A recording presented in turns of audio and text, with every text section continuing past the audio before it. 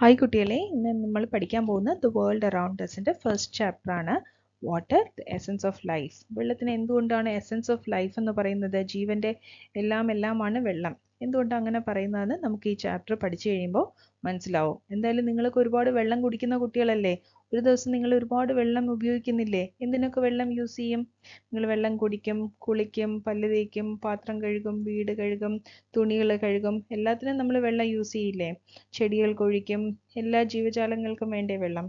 അപ്പോൾ വെള്ളം എന്ന് പറയുന്നത് നമ്മുടെ വേൾഡിൽ എന്തൊക്കെയാണെന്നുള്ളത്, എത്രത്തോളം ഇമ്പോർട്ടൻ്റ് ആണെന്നുള്ളത് നമ്മൾ ഇന്ന് പഠിക്കും. ഓക്കെ, ഇതാണ് നമ്മുടെ വേൾഡ് മാപ്പ്. ഈ വേൾഡ് മാപ്പിൽ ബ്ലൂ കളറിൽ കാണുന്നതാണ് നമ്മുടെ വെള്ളം അല്ലെങ്കിൽ വാട്ടർ സോഴ്സ് അല്ലെങ്കിൽ ഓഷ്യൻ. ഈ ഓഷ്യൻസ് ആണ് ഈ ബ്ലൂ കളറിൽ കാണുന്നത്. ഈ വൈറ്റ് കളറിൽ കാണുന്നതാണ് നമ്മുടെ ലാൻഡ് എന്ന് പറയുന്നത്. അപ്പോൾ ഈ വൈറ്റ് ലാൻഡും ബ്ലൂ കളർ വാട്ടറും ആണ്.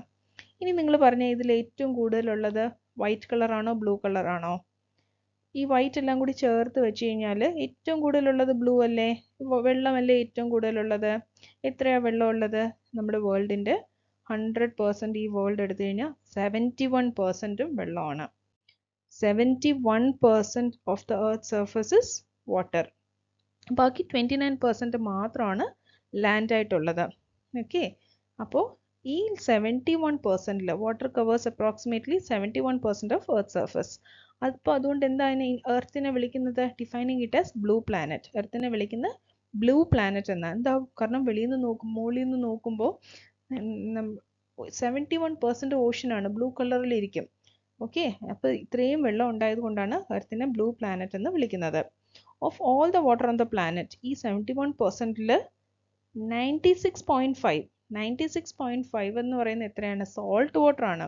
നമ്മൾ ഓഷ്യനിലെ ഏറ്റവും കൂടുതൽ കണ്ടത് ഓഷ്യനിലെ സോൾട്ട് വാട്ടർ ആണ്. ഈ 71%-ൽ 96.5-ഉം സോൾട്ട് വാട്ടർ ആണ്. 3.5 മാത്രമാണ് ഫ്രഷ് വാട്ടർ ആയിട്ടുള്ളത്. ഓക്കെ, ആകെ 3.5 മാത്രമാണ് ഫ്രഷ് വാട്ടർ ആയിട്ട് വരുന്നത്. ബാക്കി 96.5%-ഉം സോൾട്ട് വാട്ടർ ആണ്. ഇനി നമ്മൾ most of the fresh water is trapped in glaciers and ice caps ആണ്. ഇനി നമ്മുടെ എർത്തിൽ ഫ്രഷ് വാട്ടർ എടുക്കുകയാണെങ്കിൽ, അതായത് ഗ്ലേസിയേഴ്സിലും ലേക്സിലും റിവേഴ്സിലും ഒക്കെ ഉള്ള സോൾട്ട് അല്ലാത്ത ഫ്രഷ് വാട്ടർ എടുക്കുകയാണെങ്കിൽ ഇത്രയേ ഉള്ളൂ. ഈ ഒരു ഡ്രോപ്പ് മാത്രമേ ഉള്ളൂ. ഓക്കെ, അത് 3.5% എന്ന് പറഞ്ഞത്. ഇനി നമ്മൾ ലൂണി റിവറിനെ കുറിച്ച് കേട്ടിട്ടുണ്ടോ? നിങ്ങൾ റാൻ ഓഫ് കച്ച് എന്ന് കേട്ടിട്ടുണ്ടോ? ഗുജറാത്ത്, ഇന്ത്യയിലെ ഒരു സ്റ്റേറ്റ് ആണ് ഗുജറാത്ത് എന്ന് പറയുന്നത്. ഈ ഗുജറാത്തിൽ നമ്മൾ എണ്ണപ്പാടം അല്ലെങ്കിൽ നെൽപ്പാടം എന്നൊക്കെ കേട്ടിട്ടുണ്ടോ? നെൽവയലാണ്. അതേപോലെ ഇത് സോൾട്ട് പാൻസ് ആണ്.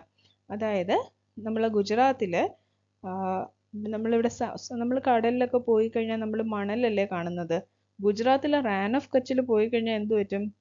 അവിടെ ഉപ്പ് കാണാൻ പറ്റും. ഇത്രയും ഉപ്പ് വരും. ഇതിനെയാണ് ഇവർ പല പ്രോസസ്സിൽ കൂടി വൃത്തിയാക്കിയിട്ട് നമുക്ക് സോൾട്ട് ആയിട്ട് തരുന്നത്, ഉപ്പായിട്ട്. And India one of the largest salt producing ഇതാണ് നമ്മൾ ഏരിയാസ് ആണ് ഈ റാൻ ഓഫ് കച്ച് എന്ന് പറയുന്നത്. ഇന്ത്യയിൽ ഏറ്റവും കൂടുതൽ സോൾട്ട് പ്രൊഡ്യൂസ് ചെയ്യുന്ന ഒരു സ്ഥലമാണ് റാൻ ഓഫ് കച്ച് എന്ന് പറയുന്നത്, ഗുജറാത്തിലെ. സോൾട്ട് പാൻസ് ഓഫ് ഗുജറാത്ത് കണ്ടോ?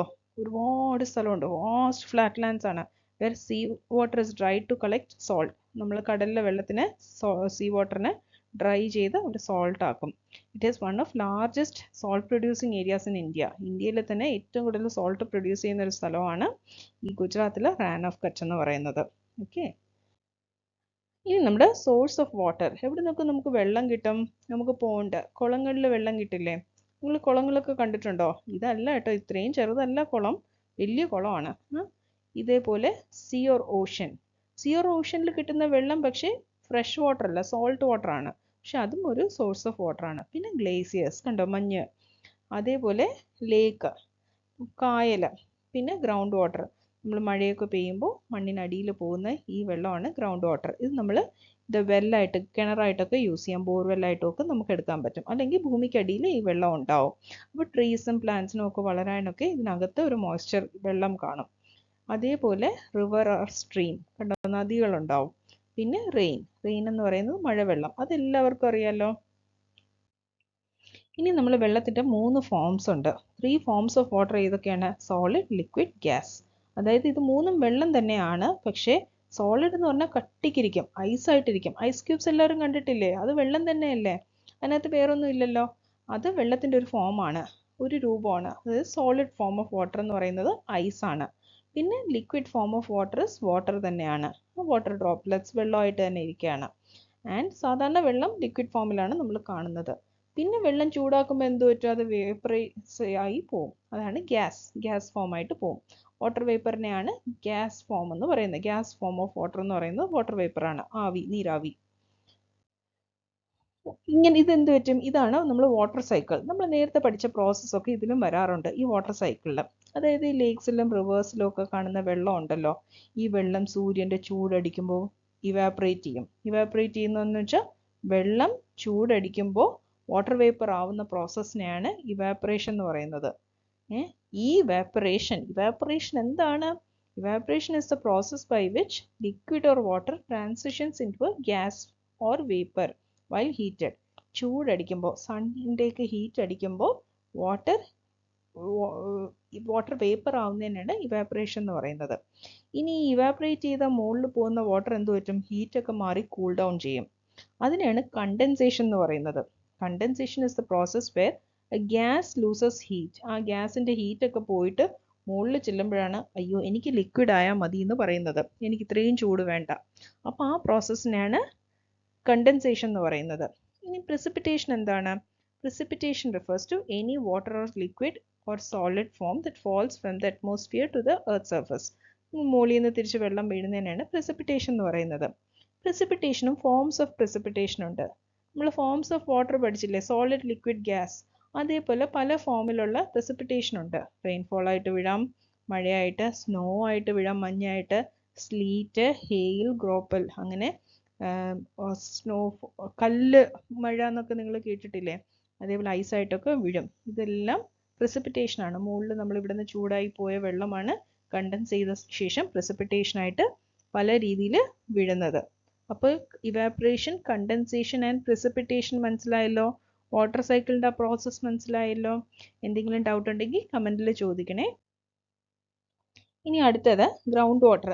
ഈ വെള്ളം നമ്മൾ മുകളിൽ ആകാശത്ത് നിന്ന് മഴയായിട്ട് താഴെ വീഴുന്ന ഈ വെള്ളം കോൺക്രീറ്റ് റോഡ് അല്ലെങ്കിൽ സിമെൻറ്റഡ് റോഡിലൊക്കെ ആണെങ്കിൽ എന്ത് പറ്റും? ഇപ്പം നമ്മൾ വീട്ടിൻ്റെ ടെറസിൻ്റെ മണ്ടയിലൊക്കെ വെള്ളം വീണ് കഴിഞ്ഞാൽ എന്ത് പറ്റും? അത് ഏതെങ്കിലും ഒരു പൈപ്പിൽ കൂടി നമ്മൾ താഴോട്ട് കളയാണ് ചെയ്യുന്നത്, അല്ലേ? അത് അബ്സോർബ് ചെയ്യില്ല. അതേപോലെ കോൺക്രീറ്റ് റോഡിൽ വെള്ളം വീഴുന്നു കഴിഞ്ഞാലും അത് അബ്സോർബ് ചെയ്യാതെ അത് ഫ്ലഡായിട്ട് ഓവർഫ്ലോ ചെയ്ത് പോകും. അത് നമ്മുടെ ഭൂമിയിലോട്ട് അബ്സോർബ് അല്ലെങ്കിൽ സോക്ക് ചെയ്യില്ല. അതിന് പകരം നമ്മൾ ഗ്രീൻ ലോൺ, നമ്മൾ ചെടികളും മണ്ണും ഒക്കെ ഉണ്ടെങ്കിൽ ആ വെള്ളം താഴോട്ട് ഗ്രൗണ്ട് വാട്ടറായിട്ട് പോകും. അതേപോലെ തന്നെയാണ് പേവ്ഡ് ഏരിയ. ഇപ്പം നമുക്ക് റോഡൊന്നും വയ്ക്കാതിരിക്കാൻ പറ്റില്ല, പക്ഷെ നമുക്ക് ഇങ്ങനെ പേവ്ഡ് ഏരിയ വെച്ച് കഴിഞ്ഞാൽ എന്ത് പറ്റും? അതിൻ്റെ ഇടയിൽ കൂടി കണ്ട ഈ വരകൾ, ഇതിലേ കൂടി വെള്ളം താഴോട്ട് അബ്സോർബ് ചെയ്യും. ഇതേപോലെ ഫ്ലഡ് ഒന്നും വരാതെ കുറേയൊക്കെ നമുക്ക് ഭൂമിയിലോട്ട് തന്നെ ആ വെള്ളം അബ്സോർബ് ചെയ്ത് നമുക്ക് റീചാർജ് ചെയ്യാൻ പറ്റും. ഓക്കെ, ഇതേപോലെ തന്നെയാണ് ഇനി ലൂണി റിവറിനെ കുറിച്ച് നമ്മൾ പഠിക്കാൻ പോവുകയാണേ. ലൂണി റിവറിനെ കുറിച്ച് പഠിക്കുമ്പോൾ നിങ്ങളൊന്ന് റാൻ ഓഫ് കച്ചിനെ കുറിച്ചും കൂടി പഠിക്കണം. റാൻ ഓഫ് കച്ച് നമ്മൾ കുറച്ച് മുന്നേ പറഞ്ഞു. എന്താണ്? നമ്മളെ സോൾട്ട് പാൻസ് ഒക്കെ ഉള്ളതാണ് ഈ റാൻ ഓഫ് കച്ച് എന്ന് പറയുന്നത്. ഇനി അതിന് മുന്നേ ഞാൻ ഒരു കാര്യം കൂടി പറയാം. നമ്മളൊരു ന്യൂസ് പേപ്പർ എടുക്കുകയാണ്, ന്യൂസ് പേപ്പർ ക്രഷ് ചെയ്യാണ്. ഈ ന്യൂസ് പേപ്പർ അത് കൈ കൊണ്ടൊന്ന് ഇങ്ങനെ ചുളുക്കി വെച്ചിട്ട് നമ്മളതിൽ കുറച്ച് കടുകിടുകയാണ്. അപ്പോൾ എന്ത് പറ്റും? ആ ന്യൂസ് പേപ്പറിൻ്റെ പൊക്കവും അതിൻ്റെ ഒരു ഷേപ്പും അനുസരിച്ച് ഈ മസ്റ്റർഡ് അങ്ങോട്ടും ഇങ്ങോട്ടും ഒക്കെ സ്പ്രെഡായി പോവും. അതാണ് ഈ റിവർ ഫ്ലോ ചെയ്യുന്നതിൻ്റെയും സെയിം പ്രോസസ്സ് ഇതാണ്. ഒരിടത്തു നിന്ന് തുടങ്ങിക്കഴിഞ്ഞാൽ ഭൂമിയുടെ പൊക്കവും മണ്ണും വീതിയും നീളവും ചരിവും ഒക്കെ അനുസരിച്ച് വെള്ളം അങ്ങോട്ടും ഇങ്ങോട്ടും ഒക്കെ റിവർ ഫ്ലോ ചെയ്ത് പോവും. ഓക്കെ, അപ്പോൾ റിവർ സിസ്റ്റം എങ്ങനെയാണ്? ആദ്യം നമുക്ക് അതൊന്ന് നോക്കാം. ഈ റിവറിൻ്റെ സോഴ്സ് എന്ന് പറയുന്നത്, തുടക്കമാണ് ഈ സോഴ്സ് എന്ന് പറയുന്നത്. റിവർ സ്റ്റാർട്ട് ചെയ്യുന്ന എന്താണ്? സോഴ്സ് എന്നാണ് പറയുന്നത്. ഈ റിവർ മലയുടെ മുകളിൽ നിന്നും മഞ്ഞൊക്കെ ഉരുക്കി വെള്ളം ഇങ്ങനെ ഒഴുകി താഴോട്ട് വാട്ടർഫോൾ ആയിട്ട് താഴെ വീഴും. ഈ താഴെ വീഴുന്ന വെള്ളം ഇങ്ങനെ പോകുമ്പോൾ ഇതേപോലെ തന്നെ ചെറിയ ചെറിയ റിവേഴ്സും കൂടി ഈ വലിയ റിവറിലോട്ട് ജോയിൻ ചെയ്യും. ഈ ചെറിയ റിവേഴ്സ് വലിയ റിവറിൽ ജോയിൻ ചെയ്യുന്നതിനാണ് പറയുന്നത് ട്രിബ്യൂട്ടറി. ട്രിബ്യൂട്ടറി എന്താണ്? Small rivers join the big river. ഇതാണ് ട്രിബ്യൂട്ടറി. ട്രിബ്യൂട്ടറീസും റിവേഴ്സ് തന്നെയാണ്, പക്ഷെ അവർ വലിയ റിവറിലോട്ട് ആണ് ഫോം ചെയ്യുന്നത്. അവർ നേരെ കടലിലോട്ട് പോവില്ല, അവർ വലിയ റിവറിലോട്ട് ജോയിൻ ചെയ്യും. അങ്ങനെ ഈ റിവറിനെ എന്ത് ചെയ്യും, കുറേ കൂടി വലുതാക്കും. കണ്ടോ, 2 ട്രിബ്യൂട്ടറീസ് ഇതിലോട്ട് ജോയിൻ ചെയ്തപ്പം ഈ റിവർ കുറേ കൂടി വലുതായി. ഇങ്ങനെ വലുതായി ഇവിടെ നിന്നെല്ലാം മണ്ണും വെള്ളവും എല്ലാം കളക്ട് ചെയ്ത് എന്ത് പറ്റും, ഓഷ്യൻ്റെ അടുത്തോട്ട് വരും. ഓഷ്യൻ്റെ അടുത്തോട്ട് വരുമ്പോൾ ഇതിൻ്റെ മണ്ണൊക്കെ ഇവിടെ സെഡിമെന്റ്സ് എല്ലാം ഇവിടെ ഡെപ്പോസിറ്റ് ചെയ്യും. എന്നിട്ട് ഇത് സ്പ്രെഡ് ആവും, പല ഷേപ്പിൽ പോയി വലിയൊരു ഇതാണ് മൗത്ത് ഓഫ് റിവർ. ഈ മൗത്ത് ഓഷ്യനിലോട്ട് കിടക്കുന്നതിന് മുന്നേ ഈ ഒരു ഏരിയ ഇങ്ങനെ ഫോം ചെയ്യുന്നതിനാണ് ഡെൽറ്റ എന്ന് പറയുന്നത്. ഡെൽറ്റ എന്ന് പറഞ്ഞു കഴിഞ്ഞാൽ ഈ ഓഷ്യനിലോട്ട് ഫോം ചെയ്യുന്നതിന് മുന്നേ ഇങ്ങനെ ഒരു ഏരിയ കാണും. ഓക്കെ, ഞാൻ ഡീറ്റെയിൽ ആയിട്ട് ഞാൻ അടുത്ത ചാപ്റ്ററിൽ പറഞ്ഞുതരാമേ. ഇനി ലൂണി റിവർ നമ്മൾ പറഞ്ഞു നിർത്തിയായിരുന്നു. ലൂണി റിവർ എന്ന് പറയുന്നത് originating in the Aravalli range in Rajasthan. Rajasthan എന്ന് പറയുന്നത് ഇന്ത്യയിലെ ഒരു സ്റ്റേറ്റ് ആണ്. ആ സ്റ്റേറ്റിലാണ് ഈ ഥാർ ഡെസേർട്ട് ഒക്കെ ഉള്ളത്. ലൂണി റിവർ എന്ന് പറഞ്ഞാൽ only major river in India that does not drain in to the sea. വലിയ റിവേഴ്സ് എടുത്ത് നോക്കിക്കഴിഞ്ഞാൽ അത് സീയിൽ അല്ലെങ്കിൽ ഓഷ്യനിലോട്ട് പോകാത്ത ഒരേ ഒരു വലിയ റിവറാണ് Luni river. Instead it ends up in the marshy lands of Rann of Kutch in Gujarat. നമ്മൾ റാൻ ഓഫ് കച്ച് പഠിച്ചില്ലേ, അവിടെ ചെന്ന് അവിടെയാണ് അവസാനിക്കുന്നത്. ഇതാണ് നമ്മുടെ ആരവല്ലി റേഞ്ച്. ആരവല്ലി റേഞ്ച് ഇന്ത്യയുടെ മാപ്പ് കണ്ടോ, നല്ല ഭംഗിയായിട്ടില്ല ഇന്ത്യ കാണാനായിട്ട്. ഈ ഇന്ത്യയുടെ മാപ്പിൽ ഇതാണ് പെനിൻസുലർ റീജിയൻ. പെനിൻസുലർ റീജിയൻ എന്ന് പറഞ്ഞാൽ ഒരു സ്ഥലത്തിൻ്റെ, ഒരു ലാൻഡിൻ്റെ 3 സൈഡ്സ് ഓഷൻ ആയിരിക്കും. 1, 2, 3.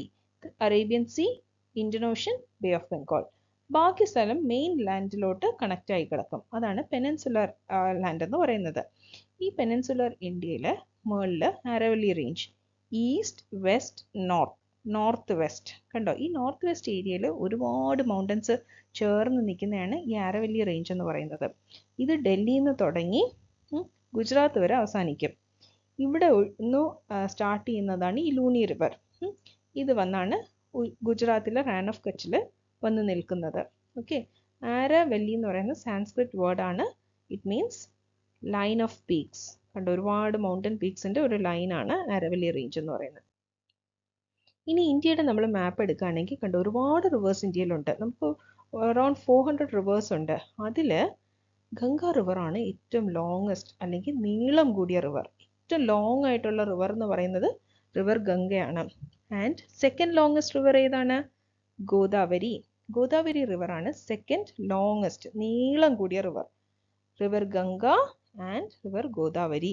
പക്ഷെ ലാർജസ്റ്റ് റിവർ, ലോങ്ങസ്റ്റ് നീളം കൂടിയതല്ല, ലാർജസ്റ്റ് റിവർ എന്ന് പറയുന്നത് ബ്രഹ്മപുത്രയാണ്. ഈ റിവേഴ്സിനെ കുറിച്ച് നമുക്ക് അടുത്ത ചാപ്റ്ററിൽ പഠിക്കാമേ.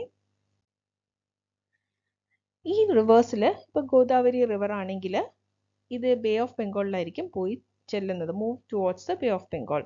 ഇതേപോലെ ഓരോ റിവേഴ്സും നിങ്ങൾ ഇവിടുന്ന് ഐഡൻറ്റിഫൈ ചെയ്തിട്ട് ഇത് ബേ ഓഫ് ബംഗാളിലാണോ അറേബ്യൻ സീയിലാണോ ചെന്ന് അവസാനിക്കുന്നതെന്ന് നിങ്ങൾ നോക്കി എഴുതണേ. നിങ്ങൾ മാംഗ്രോവ്സ് കണ്ടിട്ടുണ്ടോ? മാംഗ്രോവ്സ് എന്ന് പറഞ്ഞു കഴിഞ്ഞാൽ കണ്ടൽ കാടുകളാണ്. കണ്ടൽ മരങ്ങൾ, കണ്ടൽ ചെടികൾ എന്നൊക്കെ പറയും. ഈ കണ്ടൽ കാടുകളിൽ ഒരുപാട് ജീവജാലങ്ങൾ വന്ന് ജീവിക്കാറുണ്ട്. ഇവർക്ക് വളരെ സുഖമാണ് ഈ കണ്ടൽക്കാടുകളിൽ ജീവിക്കാൻ. എന്താണെന്നോ, ഒരുപാട് ഇവർക്ക് ഓക്സിജനും ഈ കാർബൺ ഡൈ ഓക്സൈഡും ഇതെല്ലാം കൺട്രോൾ ചെയ്ത് ഈ വേരിൻ്റെ ഇടയിലെ കുഞ്ഞുങ്ങളെയൊക്കെ പ്രസവിക്കാനോ മുട്ടയിടാനോ ഒക്കെ ഇവിടെ പറ്റും. ഇതിനകത്ത് വലിയ ഫിഷസ് ഒന്നും വന്ന് ഇവരെ ഒന്നും തിന്നില്ല. അപ്പോൾ ഇവർക്ക് സേഫാണ്, ഒളിച്ചിരിക്കാനായിട്ടൊക്കെ പറ്റിയ വീടൊക്കെ ഉണ്ടാക്കി ഒളിച്ച് നല്ല ഈ കഞ്ഞിയും കറിയൊക്കെ വെച്ച് കളിക്കില്ലേ, അതേപോലെ കുഞ്ഞുങ്ങൾക്കൊക്കെ ഇവിടെ കിടന്ന് കളിച്ച് വളരാനൊക്കെ ഭയങ്കര ഇഷ്ടമാണ് ഈ കണ്ടൽ കാടുകളിൽ. അപ്പോൾ നമ്മൾ റിവേഴ്സിലും പോൺസിലും ഒക്കെ ഈ കണ്ടൽ ചെടികൾ കൊണ്ട് നട്ടു കഴിഞ്ഞാൽ അവിടെ ഒരുപാട് ഇങ്ങനത്തെ ജീവജാലങ്ങൾ വളരും. എങ്ങനത്തെ ജീവജാലങ്ങളായിരിക്കും വളരുന്നത്? ദേ കണ്ടോ, ഒരുപാട് ജീവജാലങ്ങളുണ്ട്. എന്തൊക്കെയാണ്? മുകളിൽ ഈ പക്ഷികൾ അല്ലെങ്കിൽ ഇൻസെക്ട്സ് ഉണ്ടല്ലോ, ഡ്രാഗൺ ഫ്ലൈ, മൊസ്കിറ്റോ, ഇത് പോൺ സ്കേറ്റർ, ഇത് നിങ്ങൾ കണ്ടിട്ടുണ്ടോ? വെള്ളത്തിൻ്റെ മുകളിലൊക്കെ കാണുന്ന ജീവികളാണ്, ഇങ്ങനെ ഇരിക്കും. അതേപോലെ ഫ്രോഗ്, പിന്നെ ഫ്രോഗിൻ്റെ കുഞ്ഞുങ്ങൾ ടാഡ്പോൾസ്, ബ്ലഡ് വോം കണ്ടോ, പിന്നെ ലീച്ച്, ഫിഷസ്, പല രീതിയിലുള്ള ഫിഷസ് ഉണ്ട്. ഒരുപാട് ജീവജാലങ്ങൾ. പിന്നെ ഇതിൻ്റെ കോറൽസ്, ഇതിൻ്റെ ചെടികൾ, ഇങ്ങനെ ഒരുപാട് ജീവികൾ വെള്ളത്തിൽ താമസിക്കും.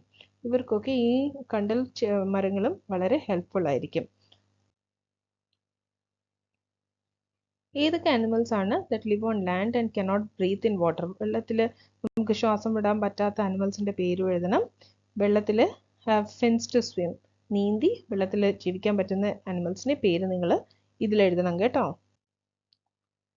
ഇനി നിങ്ങൾ ഈ ഇൻഫർമേഷൻ കാർഡ് നിങ്ങൾക്ക് അറിയാമല്ലോ. ഡ്രാഗൺ ഫ്ലൈ, വാട്ടർ സ്കോർപ്പിയോൺ, ഇതൊക്കെ ടെക്സ്റ്റിൽ ഓൾറെഡി ഉണ്ടായതുകൊണ്ട് നിങ്ങൾ ഇതൊന്ന് വായിച്ച് നോക്കിയാൽ മതി കേട്ടോ. ഇതിൽ എന്തെങ്കിലും ഡൗട്ട് ഉണ്ടെങ്കിൽ കമൻറ്റിൽ ചോദിച്ചാൽ മതിയേ, ടീച്ചർ പറഞ്ഞുതരാം. അപ്പോൾ ഇത്രയാണ് നമ്മൾ ഈ ഫസ്റ്റ് ചാപ്റ്ററിൽ പഠിക്കുന്നത്. ഇത്രയൊക്കെ ഉണ്ടായതുകൊണ്ടാണ് water the essence of life എന്ന് പറയുന്നത്. ഓക്കെ, എന്തെങ്കിലും ഡൗട്ട് ഉണ്ടെങ്കിൽ ചോദിക്കണേ. ഒന്നും കൂടി ടെക്സ്റ്റ് വായിച്ച് നോക്കണേ. എൻ്റെ ഈ വീഡിയോ കണ്ടിട്ട് നിങ്ങൾക്ക് കുറച്ചും കൂടി ഇൻഫോർമേറ്റീവായിട്ട് തോന്നുകയാണെങ്കിൽ കമൻറ്റ് ചെയ്യുക. ഞാൻ അടുത്ത ചാപ്റ്റർ ഉടനെ തന്നെ ഇടുന്നുണ്ടേ.